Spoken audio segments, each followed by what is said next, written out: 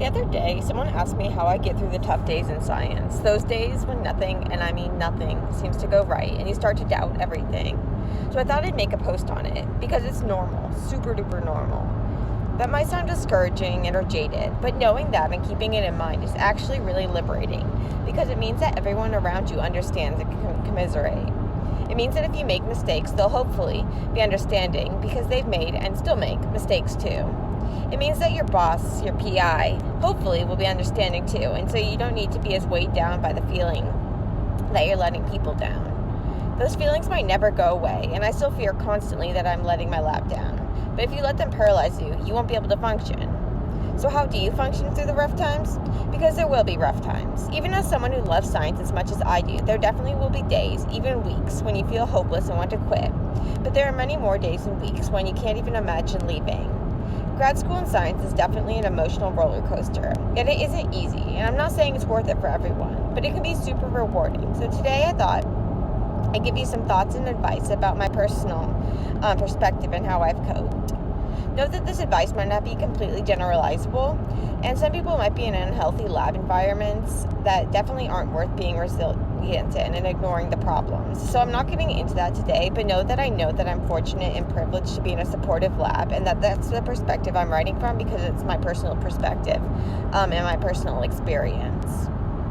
I've been thinking a lot about this resiliency lately, and not just because of that direct message. As I've been working on writing up my thesis, which is basically a giant report about all the work I've been doing these past few years to try to convince people to give me a PhD, I've been going through my old lab notes a lot. And so I've seen all those sketched in frowny faces and the red ink that I've used to make notes on where I made mistakes or what went wrong. And but those frowny faces are interspersed with smiley faces and exclamation points and all caps in the happy sense of the way. And looking at all those up and downs reminds me that for every down there was an up. The bad times never went on forever. When I had a bad day, I remind myself that I've had a lot of bad days in the past, and I got through them. And knowing that gives me hope and strength to know that I will get through this next one as well. The other main thing that keeps me going through the hard times in science is remembering that it's not just me. Science is full of failures and false starts, dead ends, and wild goose chases.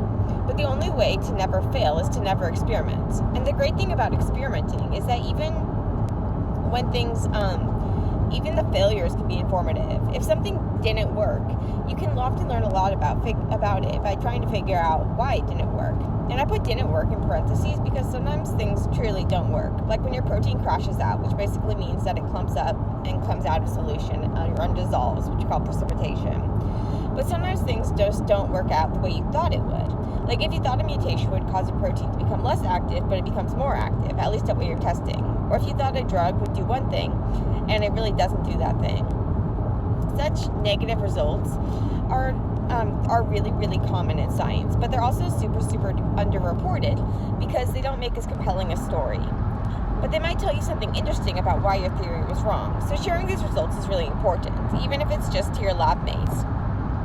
So to your lab mates or to the wider world, because it can be really beneficial, because something might not make sense to you, but it might make sense to someone who has some other piece of that puzzle. So those are mistakes that are really not like anyone's fault. They're just the molecules don't act the way you thought they would. But sometimes you will make honest mistakes. You're a student, you're training. Trainees make mistakes in all fields. Trainees make mistakes, and that's totally normal and expected. So never try to cover things up, and don't feel embarrassed to ask for help. You aren't expected to be perfect, at least not by others. You might be expecting yourself to be perfect, and trying to undo that expectation is one of the most useful things you can do as a trainee. Science tends to attract perfectionists and high achievers, especially at the grad school level, which can make all the failures even harder to cope with. One of the reasons why grad schools want applicants to have research experience is that they want to know that you know that it's not always smooth sailing. They want to know that you know how to cope with failures. And it's really great if you can talk about how you faced obstacles in the lab and figured out a workaround, gotten stuck experiments unstuck, because that's a big part of being a scientist. So don't be embarrassed about it. Use it as an asset. Sometimes doing that unsticking involves unsticking your brain, so take breaks if possible to get some fresh air, do a quick workout, distract yourself, and approach things with fresh eyes. Speaking of taking breaks, I've got to go rehearse for my sister's wedding. Yep, I made this post from the car on the way there, but I want to give my family my full attention now.